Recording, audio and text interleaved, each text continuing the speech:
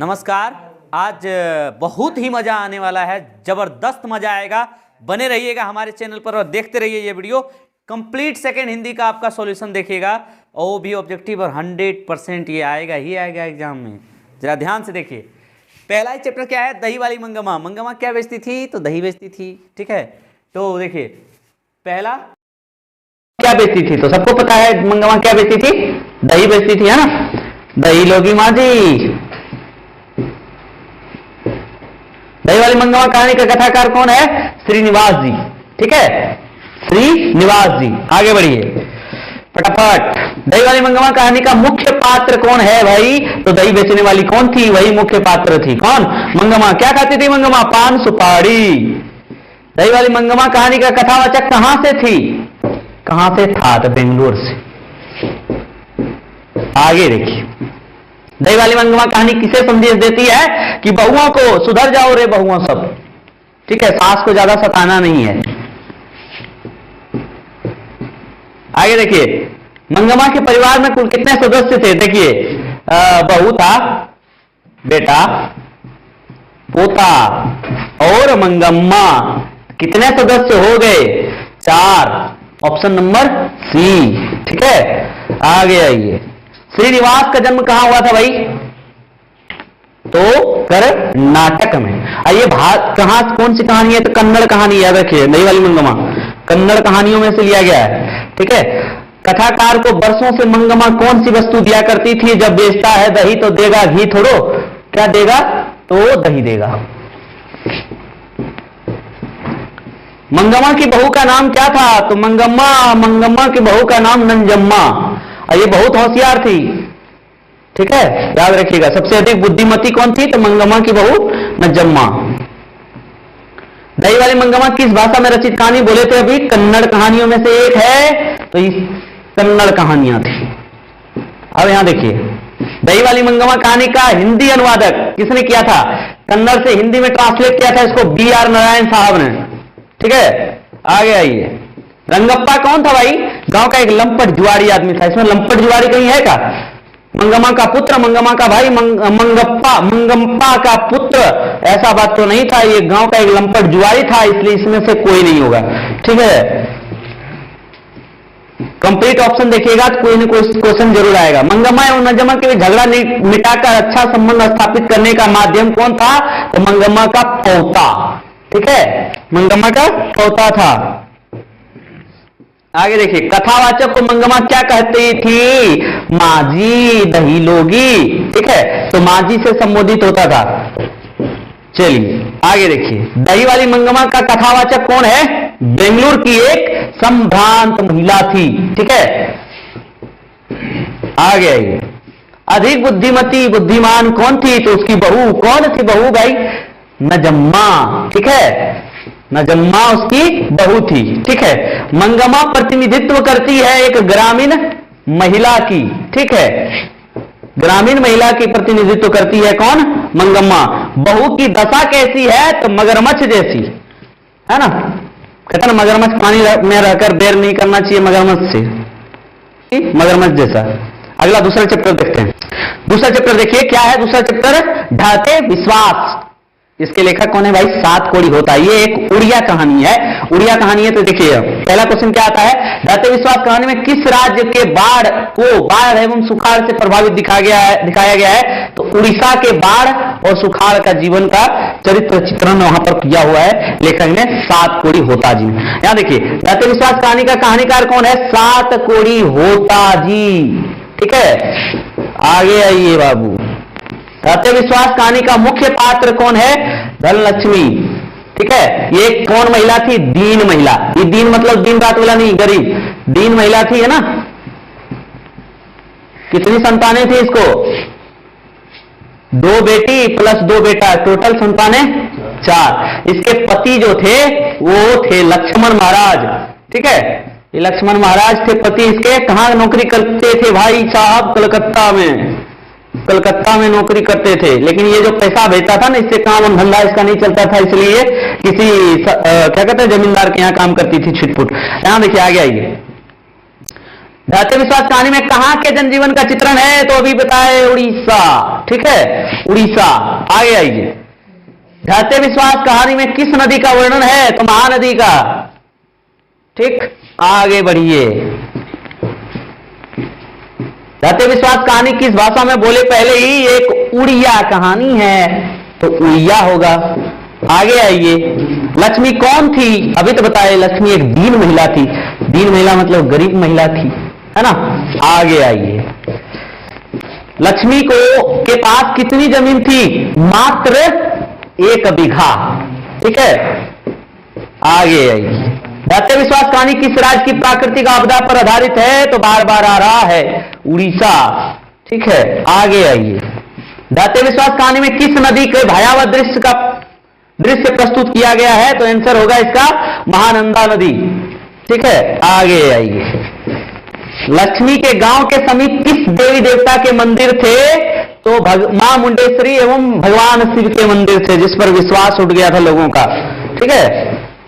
बैसाख की संक्रांति में वहां पूजा होता था, बलि चढ़ाया जाता था। बाढ़ के पानी को रोकने के लिए गांव के लोग बांध को मजबूत करने का प्रयास कर रहे थे। कौन बांध भाई? तो दलई बांध। कौन बांध? दलई बांध, ठीक है। आगे देखिए। गुण निधि कहां से लौटा था? ये गुण निधि जो था ये पढ़ाकू लड़का था, और ये कहां से आया था? पढ़कर कटक से आया था, ठीक है। कटक से आया था। कहां? कटक। Option number D. आगे आइए। कौन स्वयं दल के साथ बांध की मदद में लग गया था? जो पढ़ाकू लड़का था। कौन था भाई? गुणनिधि, है ना। आगे आइए। अगला चैप्टर देखिए। तीसरा चैप्टर अब क्या है? तीसरा चैप्टर का नाम है मां। इसका लेखक है ईश्वर पेटलीकर। ईश्वर पेटलीकर, ठीक है। ये मां कहानी है। मां की प्रधानता है इसमें। मां की एक बेटी है मंगू, जो पागल और रहती है, जन्म से पागल और गूंगी, ठीक है। तो उसी की कहानी है। जरा देखिए, मंगू किस कहानी की पात्र है? तो मां कहानी का पात्र, ठीक है। आगे आइए। मां कहानी का कहानीकार कौन है भाई? ईश्वर पेटलीकर। आगे आइए फटाफट। मां कहानी में किसकी ममता का वर्णन है? मां की ममता का वर्णन है। बाप की तो बापता होता है। मां कहानी का प्रमुख पात्र कौन है भाई? मां कहानी का प्रमुख पात्र है मंगू। मंगू, ठीक है। आगे आइए। मंगू कैसी लड़की थी? देखिए, तो ये पागल और गूंगी दोनों होगा, ठीक है। मां किस भाषा में रचित कहानी है? तो ये एक मां किस भाषा में रचित कहानी है? तो गुजराती। ईश्वर पेटलीकर की रचना है खून की सगाई। खून की सगाई। अब यहां देखिए,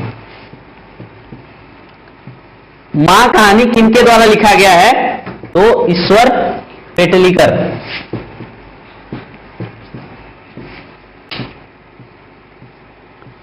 मां कहानी में कौन पागल थी?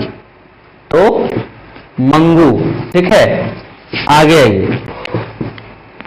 किसके पागलपन में सुधार देख लोग मंगू की मां को अस्पताल जाने की सलाह दे रहे थे। तो ये एक लड़की थी गांव की कुसुम, वो ठीक हो गई थी, इसलिए मां जी को सब लोग सलाह दे रहे थे कि आप भी अपनी बेटी को हॉस्पिटल में भर्ती करा दीजिए, ये भी ठीक हो जाएगी। मंगू की उम्र कितनी थी भाई? 12 वर्ष। 12 वर्ष की एक लड़की थी, लेकिन जीती जागती बेचारी पागल थी। मंगू की मां को कितने पुत्र थे? तो 2 पुत्र थे। दोनों बाहर में रहता था। आगे आइए। मंगू जिस हॉस्पिटल में भर्ती होती है, वहां के कर्मचारी कैसे थे? व्यवहार कुशल थे, ठीक है। ये व्यवहारिक लोग थे वो लोग, ठीक है। आगे आइए। कहानी का प्रधान पात्र है, इसमें सबसे प्रधान है कौन? मां, ठीक है। सबसे प्रधान है इसमें मां। इस तरह पागल पुत्री को तो एक मां ही पाल सकती है, या किसने कहा था? समाज के लोगों ने कहा था कि इतना पागल है, टट्टी पेशाब सबका ख्याल नहीं रहता, इसलिए इसका ख्याल तो सिर्फ मां ही रख सकती है। मंगू को पागलपन का रोग कब से था? तो जन्मजात, जन्म से ही था, है ना। आगे आइए। माँ जी में मंगू को अस्पताल में भर्ती कराने के बाद क्या परिवर्तन हुआ? बेचारी वो भी पगला गई। ठीक है, फायदा यही हुआ कि हॉस्पिटल में भर्ती करते वो भी पगला गई। देखिए अगला चित्र क्या है? नगर। क्या नाम है? नगर। नगर नगर इसमें इसका लेखक जो है वो ये सुजाता। ठीक है, ये तमिल कहानी है। कैसी कहानी है? तमिल कहानी। ठीक है, तमिल कहानी। इसका अनुवादक थे के ए जमुना। के ए जमुना। ठीक है, सुजाता का वास्तविक नाम क्या था? एस रंगराजन। इसमें एक लड़की रहती है पप्पाती वल्ली अम्माल की। बेचारी को मेनिंजाइटिस रहता है, इसलिए वो हॉस्पिटल में भर्ती कराने जाती है, लेकिन अशिक्षा के कारण भर्ती नहीं करा पाती है। हॉस्पिटल से आकर के घर में झाड़ फूक करवाने लगती है। ठीक है, तो यहाँ देखिए आप लोग ऐसा नहीं करेंगे। अगर झाड़ फूक पर इतना विश्वास करिएगा तो बाबा लोग का भाव बढ़ जाएगा। ठीक है, पप्पाती किस रोग से ग्रसित थी? तो मेनिंजाइटिस। आ गई फटाफट। नगर कहानी का कहानीकार कौन है? अभी बताए तुरंत। सुजाता। ठीक है, सुजाता। नगर कहानी का प्रमुख पात्र कौन है? पप्पाती। कौन थी पप्पाती? वल्ली अम्माल की पुत्री। ठीक है, मदुरै के हॉस्पिटल में जो है इसको भर्ती कराने के लिए ले जाया गया था। किस नगर का वर्णन है? तो अभी बताया मदुरै नगर का वर्णन है।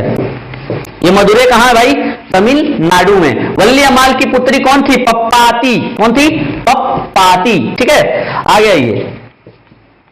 सुजाता का वास्तविक नाम क्या था? अभी तुरंत बताए हैं। एस रंगराजन। ठीक है, आगे आइए।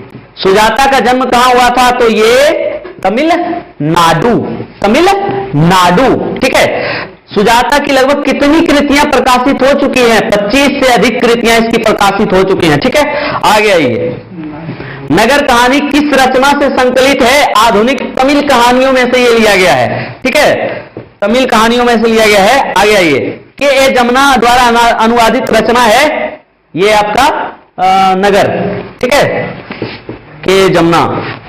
आगे आइए। नगर कहानी में क्या संदेश दिया जाता है? कि नारी को केवल घरेलू काम करना चाहिए, नारियों को शिक्षित होना चाहिए, शिक्षित होना आवश्यक है, कि नारियों को कोई कार्य नहीं करना चाहिए। भाई ये दोनों तो निगेटिव पॉइंट है, ये दोनों तो होगा नहीं। नारियों को क्या होना चाहिए? शिक्षित होना चाहिए, तभी तो आप पढ़ पाओगे। यहाँ अस्पताल है, यहाँ ये है, वहां ये है।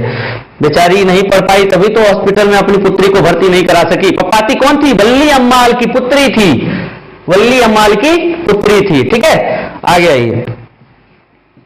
पप्पाती अस्पताल में भर्ती क्यों नहीं हो पाई? क्योंकि वल्ली अम्माल बेचारी अशिक्षित थी, कुछ नहीं पढ़ पाई। यहां जाना है कि वहां जाना है, इस कारण से ये भर्ती नहीं हो पाई। बड़े डॉक्टर साहब पप्पाती के संदर्भ में क्या आदेश किए थे? कि अस्पताल में भर्ती करने के लिए बोले थे बड़े डॉक्टर साहब, लेकिन भर्ती नहीं हो पाई थी। किसकी? पप्पाती की। ठीक है, अब अगला चैप्टर, लास्ट एंड अंतिम चैप्टर देखेंगे। क्या है? 5वां चैप्टर, धरती कब तक घूमेगी? धरती कब तक घूमेगी? कब तक घूमेगी? सांवरदैया। सांवरदैया। सांवरदैया। ठीक है, सांवरदैया। आगे आइए। क्या था? सीता को अपने घर में कैसा महसूस हो रहा था भाई? तो घुटन। आगे आइए। धरती कब तक घूमेगी शीर्षक कहानी के कहानीकार कौन है? सांवरदैया। सांवरदैया। धरती कब तक घूमेगी कहानी का मुख्य पात्र कौन है? सीता थी, बेचारी बूढ़ी औरत। ठीक है, बेटे बहुओं ने इसको तंग तंग करके रखा हुआ था। धरती कब तक घूमेगी कहां की कहानी है? तो एक राजस्थान गुजरात उड़ीसा की, नहीं तो ये कहां की कहानी थी? राजस्थानी कहानी थी, राजस्थान की। ठीक है, धरती कब तक घूमेगी कहानी में किसकी प्रधानता दी गई है?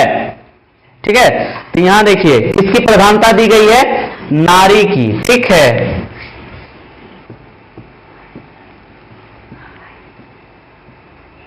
धरती कब तक घूमेगी किस भाषा की कहानी है? राजस्थानी। ठीक है, राजस्थानी। आगे आइए। धरती कब तक घूमेगी के अनुवादक कौन है? स्वयं सांवरदैया। तो इसलिए इसमें कौन सा होगा? इनमें से कोई नहीं। धरती कब तक घूमेगी संकलित है कहां से? यहां देखिए, समकालीन भारतीय साहित्य से। ठीक है, आगे आइए। सीता घर छोड़कर क्यों चली गई? क्योंकि बेचारी को पहले तो एक महीना सब बेटा लोग खिलाता था। अब बेटवा का नाम भी सुन लीजिए। पहला बेटा का नाम कैलसवा था, दूसरा बेटवा का नाम था नारायण, तीसरा बेटा का नाम था बिरजू। क्या नाम था? बिरजू। इसकी जो पत्नी थी उसका नाम राधा, और इसकी जो पत्नी थी उसका नाम भंवरी। इसका नाक हमेशा चढ़ा हुआ ही रहता था सास पर। बिरजू की पत्नी का नाम था पुष्पा, इसकी पत्नी थी पुष्पा। ठीक है, 3 बेटे थे। 50-50 रुपये प्रति माह देने की बात सुनकर सीता को खराब लगा, इसलिए वो घर से निकलकर चली गई थी। आ गई। सीता को कितने पुत्र थे अभी तो बताए? कैलाश, नारायण, बिरजू। बहु राधा, भंवरी, पुष्पा। राधा, भंवरी, पुष्पा, कैलाश, नारायण, बिरजू। सीता के बड़े लड़के कैलाशवा था ना, बड़का बेटवा कैलाशवे था। अर्धविच्छित की सी अवस्था थी किसकी? सीता की बेचारी। अब यहां देखिए आगे। कैलाश की पत्नी का नाम, जय हो, आ गया क्वेश्चन। कैलाश की पत्नी का नाम, कैलाश की पत्नी का नाम राधा। नहीं, राधा। तो भूकंप आ गया था। कैलाश ने अपनी मां को कितने रुपये प्रतिमाह देने के लिए बात की? 50 रुपये।